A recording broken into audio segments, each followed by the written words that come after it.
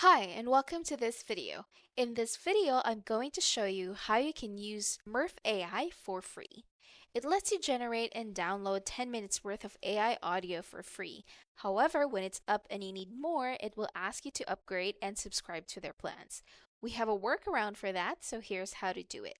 So here we are in our project. First thing is to right-click on an empty space, then click Inspect.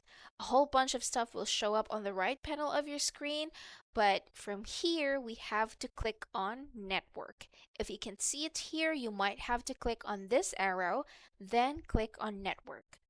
Next, right after this filter field here, select Media. Now go back to your audios, but you have to generate the audio as a whole, so you have to go over here below, click this play button, and make sure generating is done. As soon as you click on it, it will appear here. Now all you have to do is double click on this one, then it will open a new tab. This is the whole audio, and just click the three-dot icon and click download.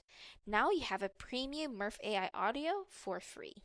If this video was helpful, please like and subscribe to our channel.